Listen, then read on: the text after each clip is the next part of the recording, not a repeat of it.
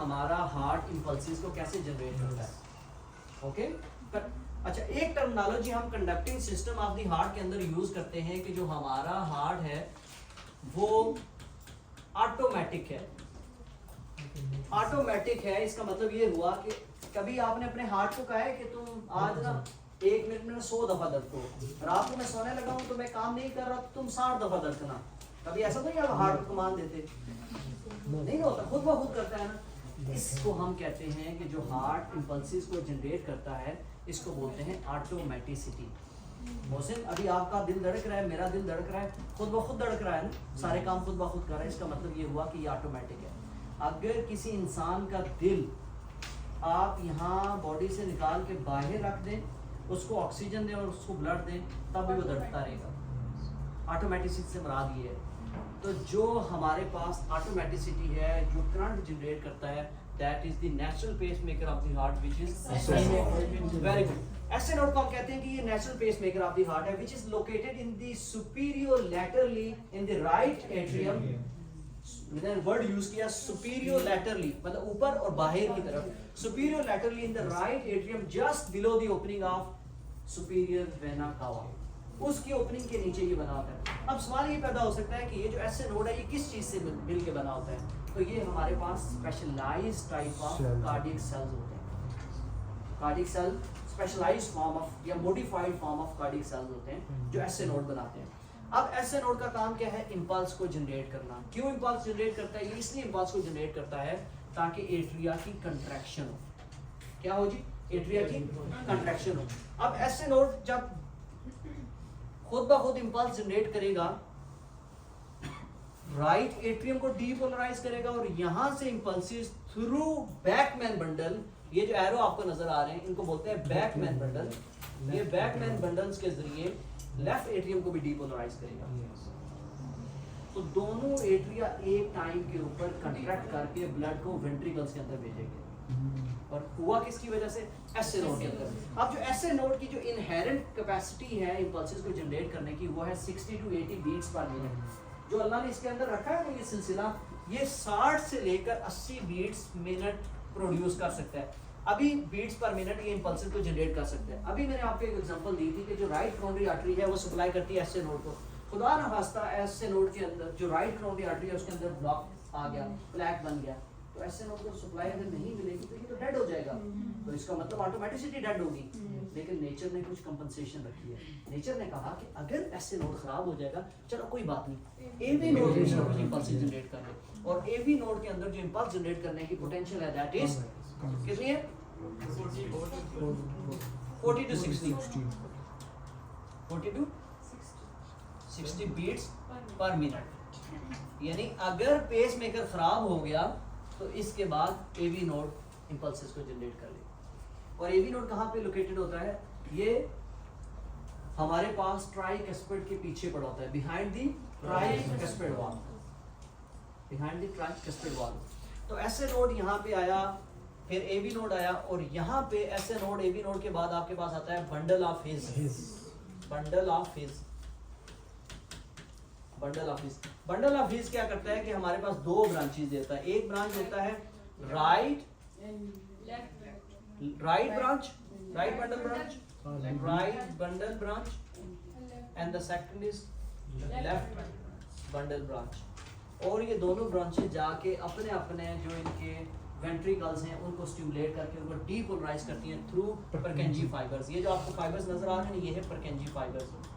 Clear हुई बात? तो conducting system of the heart के अंदर हमारे पास एसए नोड आ गया, एबी नोड आ गया, बंडल ऑफ हिज आ गया, राइट ब्रांच आ गई, लेफ्ट ब्रांच आ गई, परकेंजी फाइबर्स आ गए, बात खत्म। ये conducting system of the heart था। काम इसका क्या था कि जो एसए नोड इंपल्सेस को जनरेट करता है वो इंपल्सेस आके एबी नोड पे लेके आता है और एबी नोड से वेंट्रिकल्स को स्टिमुलेट करता है और वेंट्रिकल की कंट्रैक्शन करवाता है। क्लियर होगी बात? अब हम देखते हैं कि ये ऐसे कैसे होता है कि ऐसे नोड कैसे इंपल्सेस खुद ब खुद जनरेट कर लेता है। तो किसी को आइडिया है कि ये कैसे जनरेट करता है इंपल्सेस? ऐसे नोड, अभी मिसाल के तौर पर हम सब का जो हार्ट है वो खुद ब खुद इंपल्सेस को जनरेट करता है। तो ऐसे नोड कैसे इंपल्सेस को जनरेट करता है जी बताएं? स्पेशल सेल इसमें कैल्शियम इन्फ्लक्स करती है। ऐसे नोड इम्पल्सिस को कैसे जनरेट करता है?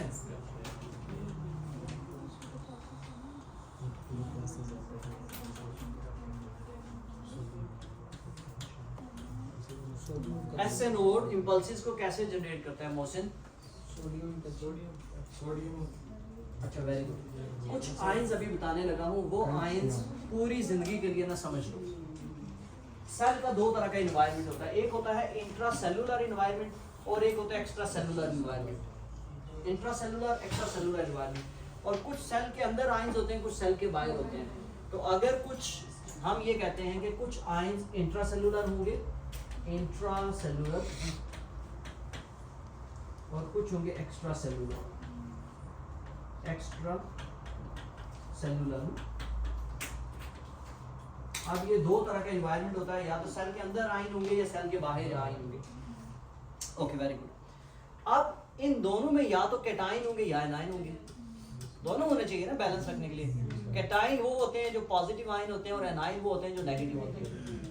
एनाइन नेगेटिव, यहाँ पे कैटाइन भी होंगे और एनाइन भी होंगे।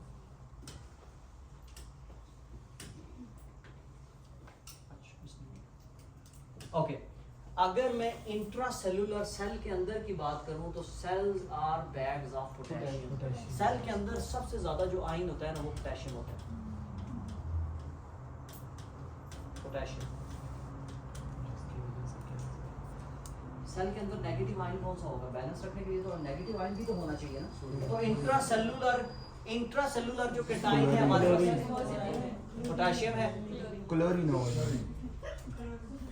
क्लोरीन तो भाई क्लोराइड सोडियम के साथ पड़ा होता है, वो तो एक्स्ट्रा सेलुलरली सोडियम पड़ा होता है। हल सेल के बाहर सोडियम पड़ा होता है ना, इंट्रासेलुलरली पोटेशियम होता है। Very good. जो इंट्रासेलुलरली नेगेटिव आयन होंगे वो फॉस्फेट होगा और प्रोटीन होगी। प्रोटीन,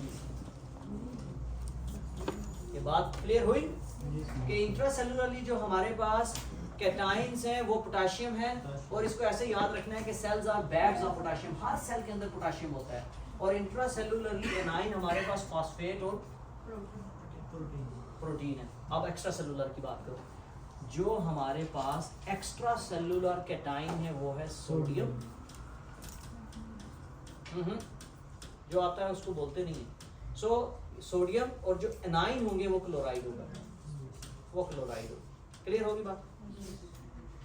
एक्स्ट्रा सेलुलरली एडिशनल एक चीज होती है जिसका नाम है कैल्शियम। कैल्शियम,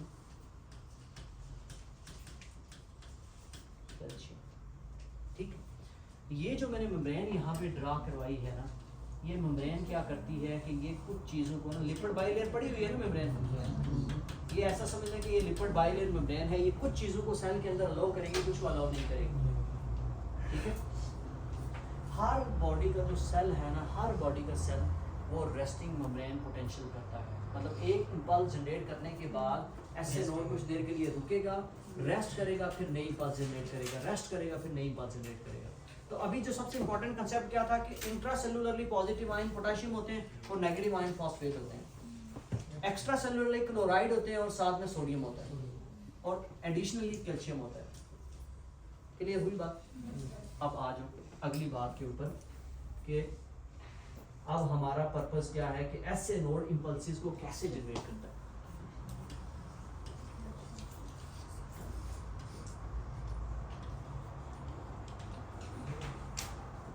ऐसे नोड इंपल्सिस को कैसे जनरेट करता है।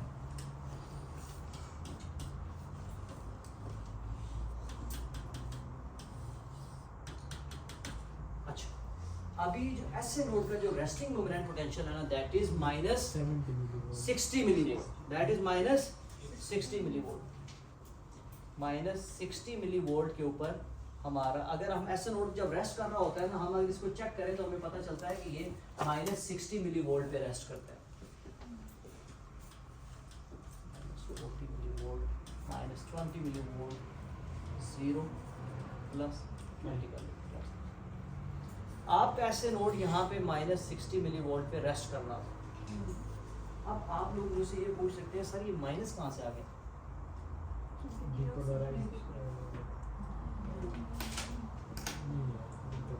रेस्टिंग में है ना, रेस्टिंग में है तो सर अच्छा दो टर्मिनोलॉजी और याद रखनी है। एक टर्मिनोलॉजी का एक मतलब क्या डीपोलराइजेशन पोलराइजेशन और दूसरी का नाम है रीपोलराइजेशन। डीपोलराइजेशन का मतलब ये हुआ कि सेल के अंदर पॉजिटिव आयन होंगे और रीपोलराइजेशन का मतलब जब सेल के अंदर नेगेटिव आयन होंगे। तो आपने ये नहीं पूछा कि जब cell resting moment potential phase के अंदर आया तो ये -60 कैसे आ गया?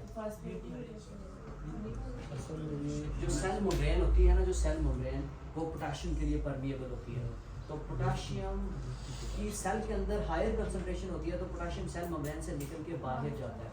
तो जब पॉजिटिव आयन सेल से बाहर चला जाता है, पीछे फॉस्फेट नेगेटिव आयन था, इस वजह से -60 मिलीवोल्ट के ऊपर ऐसे नोड रेस्ट कर रहा है।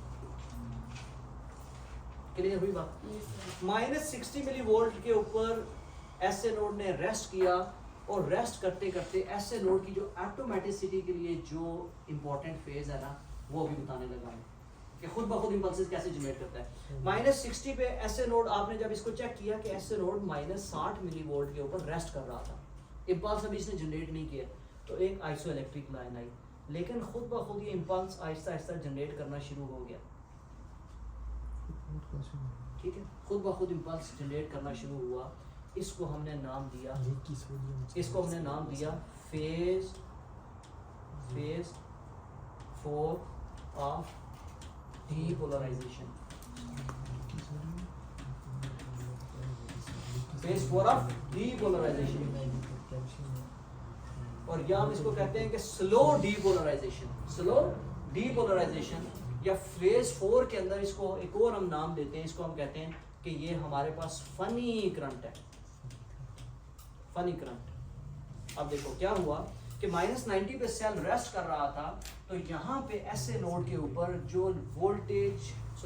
सोडियम लीकी चैनल्स थे वो स्लोली सेल के अंदर आना शुरू हो गए।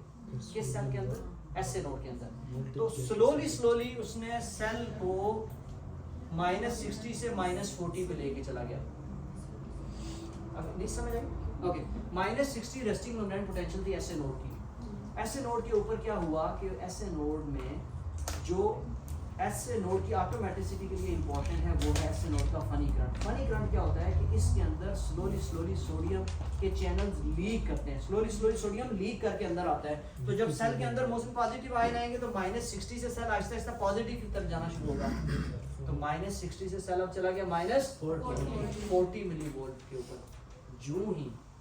जो ही सेल -40 मिलीवोल्ट पे जाएगा तो वोल्टेज गेटेड कौन से? Voltage gated sodium channel, potassium.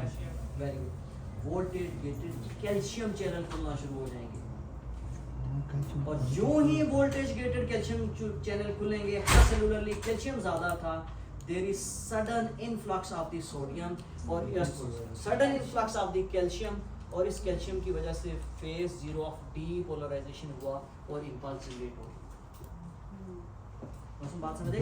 -60 millivolt पे हमारा ऐसे नोड रेस्ट कर रहा था, और यहाँ पे क्या हुआ कि स्लोली फेज 4 के अंदर जो फनी करंट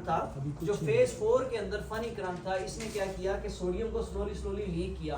जो ही सोडियम लीक हुआ यहाँ पे फेज 4 के अंदर, सोडियम के लीकेज की वजह से अब सेल नेगेटिव से पॉजिटिव की तरफ चला गया।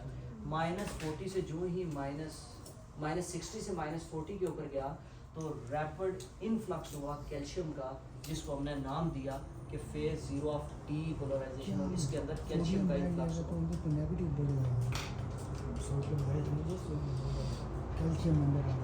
कैल्शियम अंदर आ रहा है क्योंकि एक्स्ट्रा सेलुलरली कैल्शियम था। और ऐसे नोड एक बॉडी की एक्सेप्शन है जिसमें जो डीपोलराइजेशन होती है वो कैल्शियम की वजह से होती है। क्लियर हुई बात? -60 पे सेल रेस्ट कर रहा था ऐसे नोड का, लीकी चैनल या फनी चैनल खुले और इन्होंने स्लोली सेल को डीपोलराइज करना शुरू कर दिया, क्योंकि आयन की जो कंसंट्रेशन होती है वो हमेशा आयन मूव करते हैं हायर कंसंट्रेशन से लोअर की तरफ। तो -60 से लेके जाने के लिए 40 तक कौन लेके गया? फनी करंट लेके गया, जिसको हमने कहा सोडियम लीकी चैनल्स थे। जो ही सेल -40 पे पहुंचा तो वोल्टेज गेटेड कैल्शियम चैनल खुले और कैल्शियम ने सेल को डीपोलराइज किया और इंपल्स जनरेट हो गया। ठीक है, अब क्या होगा कि जो वोल्टेज गेटेड कैल्शियम चैनल होंगे वो क्लोज हो जाएंगे और सेल क्या करेगा कि वोल्टेज गेटेड पोटेशियम चैनल को खोलेगा और सेल के पास जो पोटेशियम है वो बाहर जाना शुरू हो जाएगा और सेल दोबारा से रेस्टिंग मेम्ब्रेन पोटेंशियल की तरफ आना शुरू हो जाएगा, फिर नई इंपल्स आएगी और कंटिन्यूसली ये साइकिल चलता रहता है। तो इसको हमने नाम दिया फेज 4 ऑफ डीपोलराइजेशन, फेज 0 और डायरेक्ट फेज 3। क्लियर होगी बात? सर कैल्शियम चैनल फिर दोबारा क्यों क्लोज हो जाते हैं? डीपोलराइजेशन करवा दी इसने बस फिर जीरो पे जा रहा है। हाँ देखिए ना, दूसरा हम यही जीरो पे जा रहा है। जीरो पे चला गया ना, बल्कि जीरो के बाद पॉजिटिव पे भी चला गया, क्योंकि जब वोल्टेज गेटेड चैनल खुलते हैं और पाकिस्तान में आपने एक ऐलान सुना होगा, वैसे ना एक ऐलान होता है कि रोटी खुल गई है, फिर देखे बंदे कैसे स्पीड के साथ आते हैं। अब -40 जो था ना, वो क्या मैसेज था कि भाई रोटी खुल गई है। जो ही दरवाजा खुला तो स्पीड के साथ कैल्शियम एक्स्ट्रा सेलुलर पड़ा हुआ था, सेल के अंदर आया, सेल को डीपोलराइज किया, जिसको फेज 0 ऑफ डीपोलराइजेशन हुआ। इसका मतलब ये हुआ कि दोनों एट्रियाज कंट्रैक्ट करेंगे और जो एट्रियाज के अंदर ब्लड है वो वेंट्रिकल के अंदर भेज देंगे। इसी वजह से ये जो ग्राफ है ना, ये ग्राफिकल रिप्रेजेंटेशन है एसए नोड की। लेकिन अगर आप ईसीजी के ऊपर देखोगे एसए नोड की कंट्रैक्शन, तो आपको ईसीजी के ऊपर एसए नोड ये रेस्टिंग मेम्ब्रेन पोटेंशियल आ गई, ये डीपोलराइजेशन ऑफ एट्रिया को आपको पी वेव नजर आ गई। और जब ये इंपल्स यहाँ से जनरेट हुई तो इंपल्स थोड़ी देर आके एवी नोड के ऊपर रुकेगी। मौसम क्यों रुकती है एवी नोड के ऊपर आके? एवी नोड के ऊपर इसलिए रुकती है ताकि जो भी ब्लड हमारे एट्रियास के अंदर पड़ा हुआ है ये कंप्लीटली वेंट्रिकल्स के अंदर। तो फिर जब यहाँ पे इंपल्स रुकती है तो फिर एक आइसोइलेक्ट्रिक लाइन होगी जिसको हम कहते हैं पीआर इंटरवल। क्लियर हुई बात? अब जाहिर बात है कि ये तो हमारे पास ग्राफिकल रिप्रेजेंटेशन थी। अब हम ये देखते हैं कि अब इंपल्स ऐसे नोड से सुनो ऐसे नोड से इंपल्स जनरेट हुई, -60 मिलीवोल्ट पे ऐसे नोड का सेल रेस्ट कर रहा था, सोडियम लीकी चैनल्स आए, सेल को डीपोलराइज किया, -40 पे लेके गए, 40 के ऊपर ऐलान हुआ जी खाना खुल गया, वोल्टेज गेटेड कैल्शियम चैनल खुले, सेल को डीपोलराइज किया जिसको फेज 0 ऑफ डीपोलराइजेशन का। अब voltage gated calcium channel close हो गए क्योंकि इंपल्स जनरेट होगी, ब्लड कंट्रैक्ट हो, ब्लड एट्रिया कंट्रैक्ट हुए और ब्लड को वेंट्रिकल्स के अंदर भेज दिया। अब voltage gated calcium channel close और वोल्टेज गेटेड कैल्शियम चैनल खुले और पोटेशियम चैनल खुले और पोटेशियम का इफ्लक्स हुआ और सेल दोबारा से रेस्टिंग मेम्ब्रेन पोटेंशियल पे चला गया। अब इंपल्स एवी और इसकी जो रियल लाइफ के अंदर हमें रिप्रेजेंटेशन मिलती है वो ईसीजी में पी वेव की सूरत में मिलती है। अब एवी नोड के ऊपर आके इंपल्स थोड़ी देर रुकती है, पीआर इंटरवल बना। अब हम देखते हैं ये इंपल्स जब इस वेंट्रिकल के पास यहाँ पे आती है तो क्या होता है। क्लियर हुई बात? जो कार्डिक मायोसाइट की रेस्टिंग मेम्ब्रेन पोटेंशियल थी ना, कार्डिक मायोसाइट की रेस्टिंग मेम्ब्रेन पोटेंशियल थी एसए नोड की कितनी थी? -60। शाबाश, -60। लेकिन जो हमारा कार्डिक मायोसाइट होता है ना, उसकी जो रेस्टिंग मेम्ब्रेन पोटेंशियल है ना, इसकी ये जो हमारे कार्डिक मायोसाइट के सेल हैं, इनकी रेस्टिंग मेम्ब्रेन पोटेंशियल है -90 मिलीवोल्ट। -90 मिलीवोल्ट का मतलब ये हुआ इसको ज्यादा आयंस चाहिए होंगे। अच्छा, अब ये देखें, ये हमारा सेल यहाँ पे कार्डिक मायोसाइट का सेल यहाँ पे -90 मिलीवोल्ट के ऊपर रेस्ट कर रहा था। सो -90, -60, -30, 0 मिलीवोल्ट हो गया और प्लस हम 20 कर लेते हैं। अब क्या हुआ कि जब एट्रिया ने मैसेज दे दिया कि भाई हमने इंपल्स को जनरेट कर दिया है, तो क्या हुआ, एवी नोड पे आके इंपल्स रुकी। एवी नोड आने के बाद अब वेंट्रिकल को ये इंपल्स स्टिमुलेट करेगी। करना चाहिए ना इसको, क्योंकि अगर इंपल्स वेंट्रिकल के पास नहीं आएगी तो वेंट्रिकल्स को कैसे पता चलेगा मैं कंट्रैक्ट करूँ। ठीक है, तो अब क्या होगा कि जो ही सेल -90 पे ये रेस्ट कर रहा था, अभी कंट्रैक्ट इसने नहीं किया था, तो स्लोली क्या हुआ कि आपको पता है कि जो कार्डिक मायोसाइट्स होते हैं ना, उनके दरमियान गैप जंक्शंस होते हैं। गैप जंक्शन होते हैं। अगर आप एक कार्डिक सेल को स्टिमुलेट करेंगे, सारे के सारे कार्डिक सेल स्टिमुलेट हो जाएंगे, क्योंकि वो एज अ यूनिट काम करते हैं। इसलिए कार्डिक के अंदर हम कहते हैं उनके अंदर सिंसीशियम होता है। अब जब आया तो एक्स्ट्रा सेलुलरली जब इसने डीपोलराइज किया, तो जो सेल के दरमियान गैप जंक्शन थे ना, तो जब एट्रिया ने इसको डीपोलराइज किया तो उसके नतीजे में क्या हुआ कि जो गैप जंक्शन के जरिए जो -90 मिलीवोल्ट था, अब ये स्लोली -70 मिलीवोल्ट पे सेल चला गया कैल्शियम इनफ्लक्स की वजह से। -70 मिलीवोल्ट जो ही सेल -70 मिलीवोल्ट पे जाएगा तो अब वेंट्रिकल की डीपोलराइजेशन होगी और ये किस साइन की वजह से होगी? एक्सीलेंट। मोशन ये बात नहीं समझे। -90 मिलीवोल्ट पे रेस्ट कर रहा था, ऐसे नोड ने ऊपर से मैसेज दिया कि भाई कंट्रैक्ट करो, क्यों आराम कर रहे हो? तो स्लोली कैल्शियम आया और कैल्शियम जो सेल के दरमियान गैप जंक्शन थे वो -90 से -70 मिलीवोल्ट पे लेके गया। जो ही -70 मिलीवोल्ट पे गया तो फिर ऐलान हुआ कि खाना खुल गया है। अब क्या होगा कि -70 मिलीवोल्ट पे जाएगा सेल तो वोल्टेज गेटेड सोडियम चैनल खुलेंगे। अब ये याद रखिए, बाकी बॉडी के अंदर जितने भी न्यूरॉन्स होते हैं, मसल्स होते हैं, कार्डियक मायोसाइट्स हो गए, इन सब के अंदर सोडियम डिपेंडेंट होती है। ऐसे नोड वाहिद एक एक्सेप्शन है जिसमें कैल्शियम डिपेंडेंट होती है। तो -70 मिलीवोल्ट थ्रेशोल्ड पोटेंशियल थी जिसके ऊपर आके सोडियम चैनल खुले, सोडियम का इनफ्लक्स हुआ और हमने इसको कहा कि this is phase 0 of depolarisation. Phase 0 of depolarisation. अब जब डीपोलराइजेशन हुई तो सेल के अंदर क्या आ गए? पॉजिटिव आयन आए, यानी इतनी स्पीड के साथ ये सोडियम चैनल खुले कि सेल के अंदर पॉजिटिव आयन आए। तो जो सेल के अंदर पोटेशियम पड़ा था तो आपको पता है कि positive they repel each other. अब पोटेशियम सेल से बाहर जाना शुरू हो गया तो सेल नेगेटिव की तरफ आना शुरू हो गया। ये जो नेगेटिव डिफ्लेक्शन हुई इसने हमने इसको कहा कि फेज 1 ऑफ इनिशियल रीपोलराइजेशन। ये हमारे पास इनिशियल रीपोलराइजेशन। मैं दोबारा भी करवाता हूँ, डोंट वरी। इनिशियल रीपोलराइजेशन हुई, इनिशियल रीपोलराइजेशन यानी फेज -90 पे रेस्ट कर रहा था, वोल्टेज गेटेड सोडियम चैनल ने सेल को डीपोलराइज किया जिसको हमने फेज 0 ऑफ डीपोलराइजेशन कहा।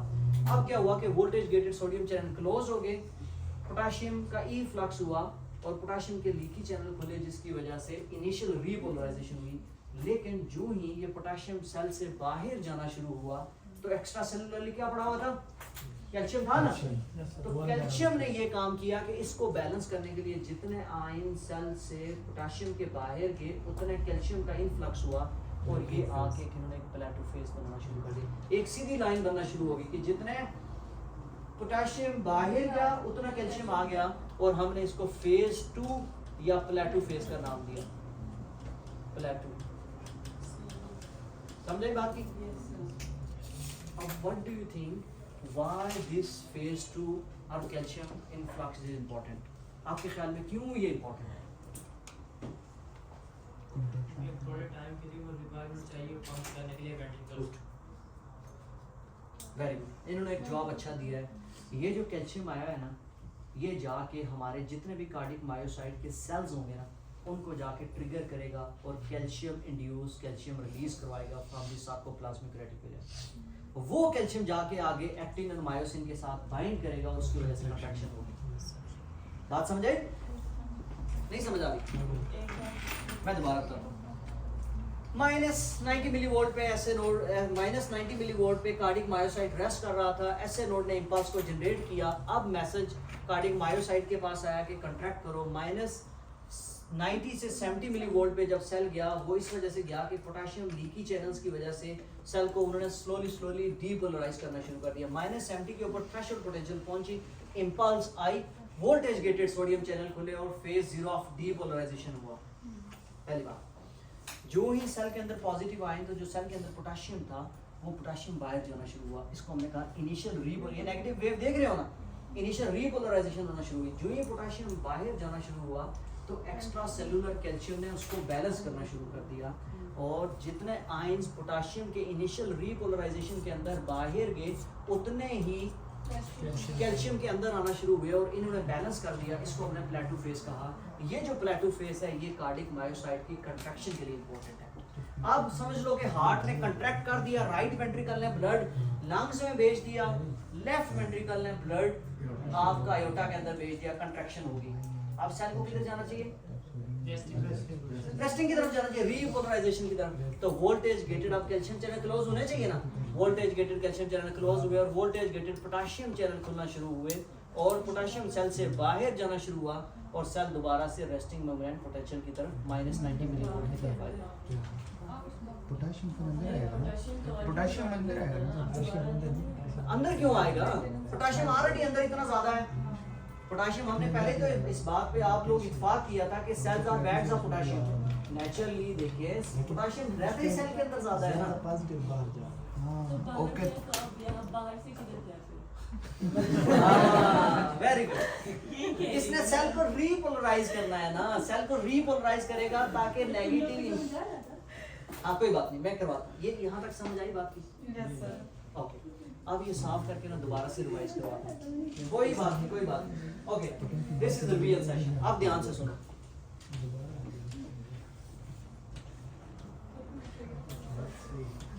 ऐसे नोड ने क्या किया जी? ऐसे नोड ने इंपल्स को जनरेट किया। ऐसे नोड की जो रेस्टिंग मेम्ब्रेन पोटेंशियल थी दैट वाज -60 मिलीवोल्ट। 60 मिलीवोल्ट के ऊपर रेस्ट कर रहा था ऐसे नोड। ये ऐसे फनी चैनल आए, फनी चैनल्स आए और इन्होंने सेल को डीपोलराइज किया और 0 तक लेके गए और उसकी वजह से यहाँ पे जो हमारे पास -40 मिलीवोल्ट के ऊपर कौन से चैनल खुले थे जी? कैल्शियम खुले थे ना। और यहाँ पे phase 0 due to calcium influx की वजह से हुआ था, जिसको हमने कहा था फेज 0 ऑफ डीपोलराइजेशन इन ऐसे नोड। अब क्या हुआ कि वोल्टेज गेटेड, क्या हुआ? Voltage gated voltage gated calcium channel से लॉस हो गए और वोल्टेज गेटेड हमारे पास पोटेशियम चैनल खुले और पोटेशियम सेल से बाहर जाना शुरू हुआ और सेल रेस्टिंग मेम्ब्रेन पोटेंशियल की तरफ आना शुरू हो गया। अब ये दूसरी इंपल्स के लिए तैयार हो रहा है। ऐसे नोड बात खत्म। अब ये जब मैसेज कार्डिक मायोसाइट के सेल के पास आया कि भाई ऐसे नोड ने इंपल्स को जनरेट कर दिया, आप काम करें, तो ऐसे नोड आराम से जब उसने इंपल्स को जनरेट किया तो कार्डिक मायोसाइट आराम से -90 मिलीवोल्ट पे ना रेस्ट कर रहा था। ऊपर से मैसेज आया कि भाई रेस्ट क्यों कर रही है? और वो जब ऐसे नोड डीपोलराइज हुआ, उसने एट्रिया की कंट्रैक्शन करवाई तो सेंसेशन इफेक्ट की वजह से कैल्शियम का इन्फ्लक्स आया। तो ऑलरेडी जो कार्डिक मायोसाइट से -90 से -70 मिलीवोल्ट पे चलेगी कैल्शियम के इन्फ्लक्स की वजह से। जो ही -70 पे गए तो वोल्टेज गेटेड जो सोडियम चैनल थे उनका इन्फ्लक्स हुआ और जिसको हमने कहा फेज 0 ऑफ डीपोलराइजेशन। यहाँ पे सोडियम था, यहाँ पे ऐसे नोड के अंदर कैल्शियम था। एक्सीलेंट। अब क्या हुआ कि जब सेल के अंदर सोडियम आ गया तो positive ion they repel each other. तो यहाँ पे ये काम हुआ कि इनिशियल पोटेशियम का ई फ्लक्स हुआ, जिसको हमने कहा phase 1 of initial repolarisation due to efflux of the potassium. अब जब पोटेशियम सेल से बाहर जाना शुरू हुआ तो जो एक्स्ट्रा सेलुलर कैल्शियम था उसने सोचा कि यार ये तो पॉजिटिविटी खत्म हो गई है। उस आयनिक बैलेंस को मेंटेन करने के लिए बाहर से कैल्शियम आया और एक प्लेटो फेज बनाना शुरू कर दिया, जिसको हमने कहा फेज 2 या प्लेटो फेज। ये जो कैल्शियम आया था ये कार्डिक मायोसाइट की कंट्रैक्शन के लिए बड़ा इंपॉर्टेंट था। ये कैल्शियम भी तो पॉजिटिव होता है ना उस पे चार्ज। कौन? कैल्शियम पे। हाँ तो पॉजिटिव है ना। सोडियम भी पॉजिटिव उस पे। अच्छा देखो इसने तो इनिशिएट कर दिया ना डीपोलराइजेशन को, लेकिन कंट्रैक्शन के लिए जो चीज इंपॉर्टेंट है वो क्या है? कैल्शियम है। समझे बात कि हार्ट की कंट्रैक्शन के लिए क्या चीज, हमारे मसल की कंट्रैक्शन क्या चाहिए होता है? कैल्शियम चाहिए होता है ना। वो कैल्शियम कहाँ पे पड़ा हुआ था? ऑलरेडी जो कैल्शियम पड़ा हुआ था वो हमारे कार्डिक मायोसाइट के सार्कोप्लाज्मिक रेटिकुलम के पास था। इसने जाके उसको स्टिमुलेट किया, वहां से कैल्शियम को रिलीज किया, वो कैल्शियम जाके बाइंड हुआ हमारे एक्टिन और मायोसिन फिलामेंट के साथ और उसने क्रॉस ब्रिजिंग करवाई और वेंट्रिकल कंट्रैक्ट हो गई। अब voltage gated calcium channel close हुए और वोल्टेज गेटेड पोटेशियम चैनल खुले और पोटेशियम का ई फ्लक्स होना शुरू हो गया। पोटेशियम सेल से बाहर जाना शुरू हो गया। क्लियर हुई? और जब पॉजिटिव आयन सेल से बाहर जाना शुरू हो जाएंगे तो सेल आ जाएगा रेस्टिंग मेम्ब्रेन पोटेंशियल। और ये हमारे पास फेज 3 था और ये फेज 4 था। तो कार्डिक मायोसाइट के अंदर फेज 0 कार्डिक मायोसाइट मैं बताता हूँ जस्ट अ मिनट डॉक्टर साहब, मैं बताता हूँ। फेज 0, फेज 1, फेज 2, फेज 3 और फेज 4। लेकिन ऐसे नोड के अंदर फेज 4, 0 एंड 3। तो इसका नाम ऐसे हम रख लेते हैं, इसका नाम रख लेते हैं कैदी नंबर 403। तो ऐसे नोड के अंदर कौन से फेजेस होते हैं जी? 403, 402 होता है ना, लेकिन हम इसको रख लेंगे कि ऐसे नोड के अंदर फेज 4 होता है, phase 0 due to influx of the calcium और phase 3 due to efflux of the potassium. अब डॉक्टर साहब ने बड़ा अच्छा सवाल किया, ये जो कैल्शियम है ये तो हमने ये कहा था कि ये तो सेल के अंदर होता है। तो यहाँ पे अब क्या होगा, जो फेज 4 है ना, ये जो रेस्टिंग मेम्ब्रेन पोटेंशियल हुई है, अब देखें अब देखो बात ये है कि ये भी तो पॉजिटिव आयन आया ना मोहसिन, पॉजिटिव आयन आया ना सेल के अंदर, तो हमने कहा कि जब भी सेल के अंदर पॉजिटिव आयन होगा डीपोलराइजेशन होगी। अब देखो क्या होता है, अब होता क्या है कि अब हम ये चाहते हैं इस सोडियम को भी उठा के बाहर फेंको, क्योंकि ये है ही एक्स्ट्रा सेलुलर आयन था, और इस कैल्शियम को भी उठा के बाहर फेंको क्योंकि ये भी एक्स्ट्रा सेलुलर आयन था, और इस पोटेशियम को जो बाहर आपने भेज दिया इसको सेल के अंदर लेके आओ, क्योंकि आपने पहले ये कमिटमेंट हुई थी कि पोटेशियम सेल के अंदर ज्यादा होता है, फॉस्फेट सेल के अंदर ज्यादा होता है, नेगेटिव जो प्रोटीन्स होती हैं वो सेल के अंदर ज्यादा होती हैं। एक्स्ट्रा सेलुलरली आपने कहा था कि सोडियम ज्यादा होता है, क्लोराइड ज्यादा होता है और कैल्शियम, ये एग्री थे इस बात पे। तो अब वापस आओ इस थ्योरी के ऊपर। अब जब फेज 4 रेस्टिंग मेम्ब्रेन पोटेंशियल होगा ना, तो हर सेल के ऊपर सोडियम पोटेशियम एटीपेजेस होते हैं। बात समझ आई? अब सोडियम पोटेशियम एटीपेजेस क्या करते हैं कि ये हमारी बॉडी की कुछ ना भी करो ना तो भूख लगती है, क्यों? ये पंप तो काम कर रहे हैं ना, कंटिन्यूअसली स्टिमुलेट डीपोजिशन रिपोजिशन हो रही है। अब देखो ये क्या करते हैं कि सेल के बाहर कौन सा आयन था? कैल्शियम। एक्स्ट्रा सेलुलरली सोडियम ज्यादा था और इंट्रा सेलुलरली कौन सा था? Very good. अब ये पंप पता है उल्टा काम करता है, 3 सोडियम बाहर भेजता है और 2 पोटेशियम अंदर भेजता है। मैडम ये क्या बात हुई? अजीब बात नहीं है? देखो ये pump against the concentration gradient काम करता है, इस वजह से ये एटीपेज यूज करता है और इसका नाम है सोडियम पोटेशियम एटीपेज। मौसम ये बात समझ आई? अब देखो ये इसने कौन सा सोडियम उठा के बाहर फेंका है जो फेज 0 के अंदर आप लेके आए थे। अगर इसको अंदर रखोगे तो सेल तो कंटीन्यूअसली डीपोलराइज फॉर्म करेगा ना। अब क्या होगा कि जब आपने 3 सोडियम उठा के बाहर फेंक दिए एक्स्ट्रा सेलुलर एनवायरनमेंट के अंदर, 2 पोटेशियम सेल के अंदर भेज दिया, तो अब ये हुआ और ये अब फिर सवाल ये पैदा होता है कि फिर ये -90 पे कैसे जाएगा?